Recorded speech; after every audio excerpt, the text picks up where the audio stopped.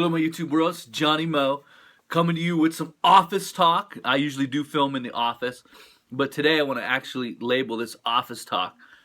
And we're going to be talking about some tips to really help you succeed in your lawn and landscape business.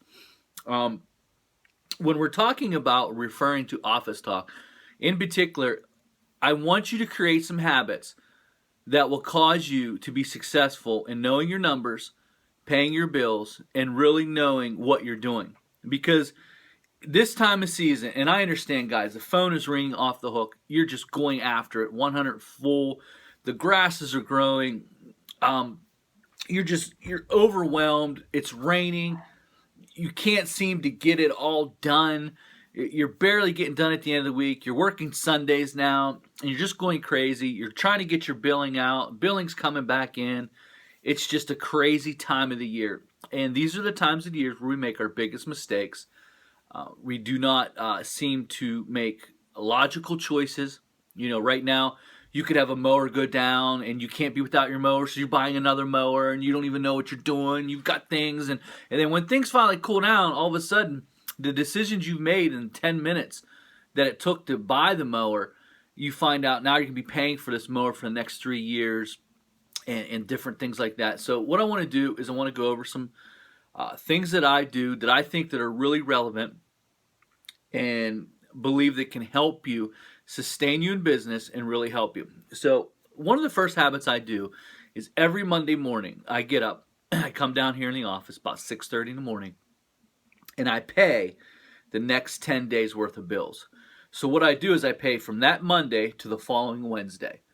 I pay every bill that's across my desk or every bill that's due within those 10 days. So every Monday, I pay the bills. I also start the profit and loss on that. So what I do is I put the loss in the loss category.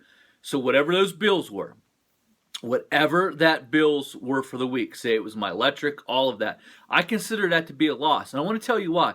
And I need you guys to start thinking in a different realm now. I need you to start thinking that your business needs to take care of your personal. A lot of times we look at the business side of it and we're only looking at the direct cost that the business infers. Meaning this, well, the fuel I put in to the mowers is a direct cost. The mower payment is a direct cost. The truck payment is a direct cost. But if your business cannot sustain your personal life, your business is worthless. You're just going and cutting grass for nothing. And I'm going to say that again. You're cutting grass for nothing if you cannot sustain your home life. So some of you guys that are brand new, what's the best advice that I could give you?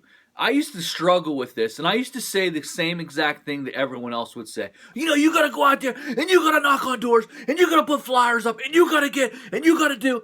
I was wrong. And the people that tell you that are wrong. Because you generating business and not knowing how much you need to make is just as bad. Because you could go out and work for absolutely nothing and then go buy a whole bunch of equipment because you think you're making all this money and you're really not. And you're running around like a chick with your head cut off and you're not making it. And all of a sudden, and then all of a sudden, oh, I got to get more work. I got to increase sales. I got to go get more sales. I just need to make more money. Listen, if you're not making enough money where you're at right now, what makes you think bringing more money into the company is going to help you anymore? You need to sit and think, what is my direct cost? Direct cost of the business, and what are my inferred costs of my household? So I pay those bills, and I put that's a loss. That's a loss on the business. Because this is what I need to make it. So what I do is, there it is. Say I pay $750 worth of bills. Boom, right there. I also look 10 days out, at least 7 days out, not 10 days out. Now, 7 days out for this. I look at what I'm going to be doing mulch-wise. Landscape material costs. Do I need mulch? Do I need to buy fertilizer? What do I need to do? What do I have upcoming that I need to buy? I also put that in a loss. I also average out my fuel costs for the week. That goes also in the loss. I don't have payroll right now, but when I did, I would average out that payroll, what it would be like. Very difficult when you're dealing with overtime. When overtime would hit, that was a very difficult thing for me to handle, because sometimes, just couldn't judge how much overtime that I was going to have by Friday. And if we work Saturday, we're definitely on overtime. So these are things that you need to think about.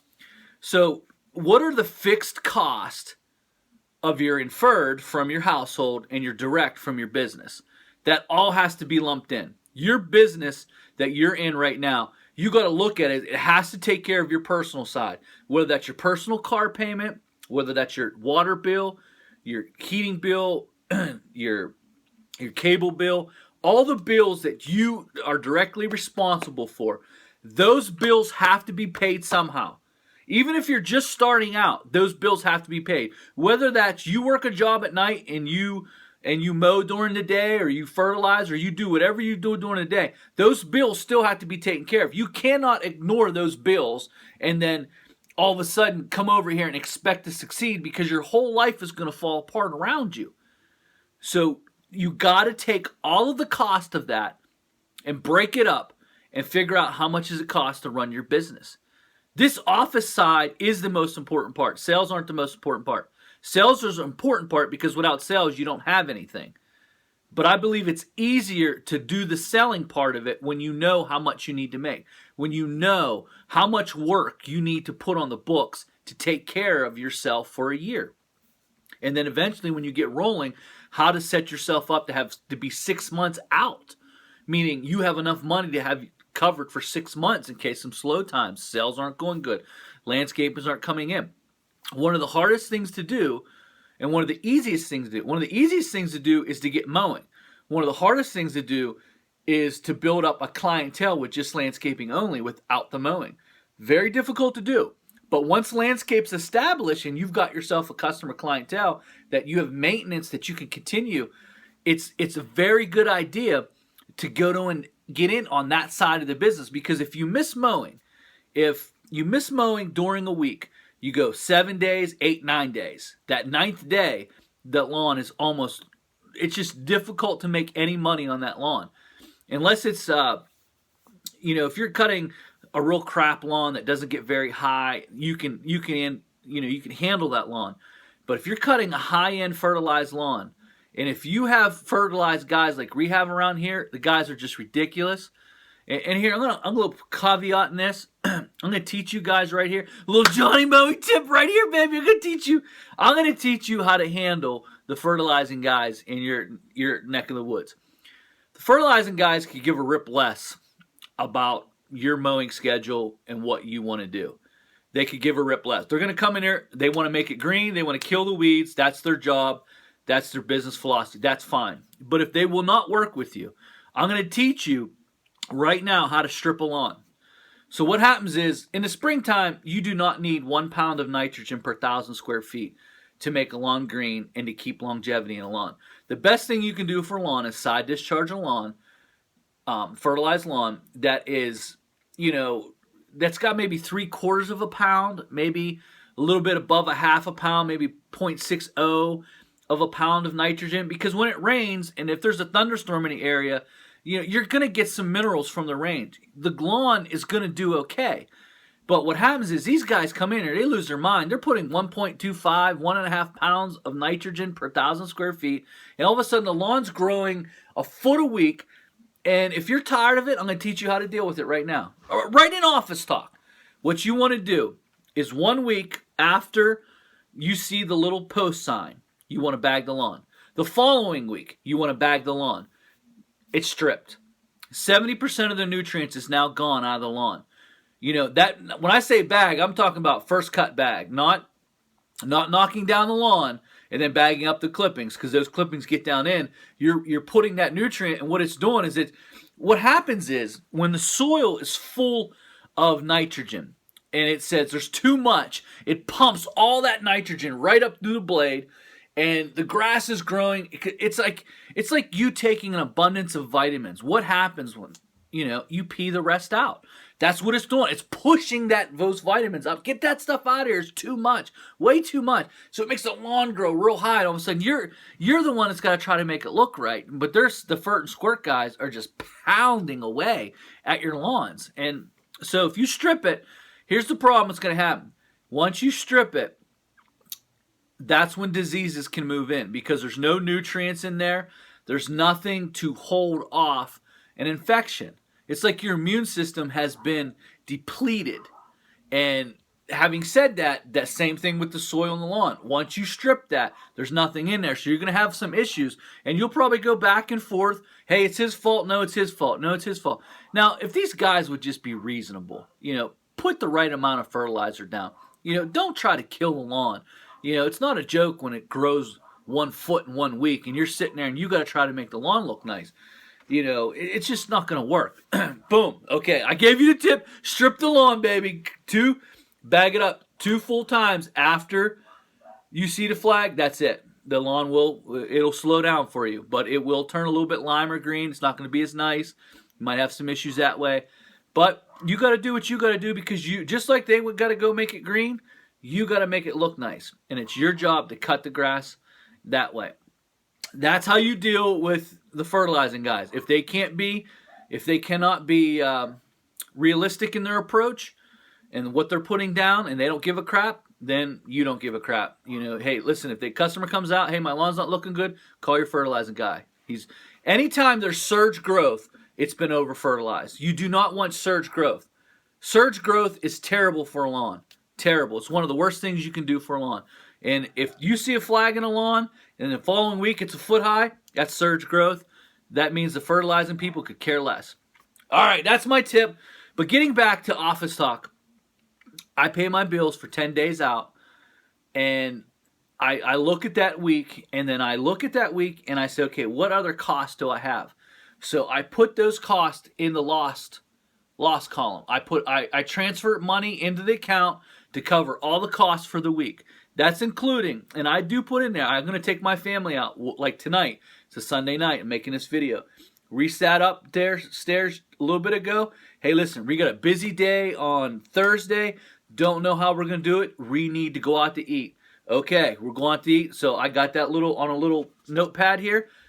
Tomorrow morning, I will put enough money to go out to eat in the account. I mean, if you're going to be successful in longevity in this business, these are the little things, because it's those little things that you don't plan for, like, and all of a sudden you're always broke. Listen, I'm tired of listening to guys that don't have enough money in the bank right now that could sustain themselves. They're hoping and praying that their mowers don't break down or their cars don't break down, because there's no way they could we got to get through May. Oh, April's money got to come in. I don't want to listen to guys like that. They've been in business 5, 6, 7, 8 years. They haven't figured out, and the reason why is because they're not spending enough time in the office learning the correct numbers or taking on work they can't possibly handle. And I'm going to tell you right now, if you're in trouble, here's a sure way. This is the tip to tell you if you're in trouble right now. If you got a mower that's broken down right now, and it's been broken down for 2 weeks and you can't get fixed, that's one sign you're in trouble. If you've taken on so much work and the customers are calling and they're mad because you can't possibly get to it all, you're in trouble. Awkward silence right there. Awkward silence. You're in trouble. Number one, if you've got a mower sitting there and it's broke down and you haven't got it fixed in 2 weeks because you don't have enough money or you don't have enough time to get it fixed, you're in trouble. If you've went buck nutty crazy and you've taken in more work than you could possibly handle, you're probably in trouble. You just don't know it yet. It'll catch up to you in June. It'll be June 15th. Things will start slowing down and you'll be like, well, what's going on? Where's my money? Why am I doing good? It's because you're not sitting down and putting yourself on a schedule, figuring out what the cost of your life plus your business is. Guys, trust me, this is something you definitely want to do. You definitely want to sit down, take some time in your office, find out what it costs to run you. I'm talking about total you. You want your business to take care of your whole entire life, not just the business side. Because if you can't take care of your personal side, it's going to fall apart anyway. All right, guys, that's my time. I know that this video right here will help you out. And I hope some of the tips in there will help you to make money. Thanks, that's my time. This is Johnny Mo, and this is Office Talk with a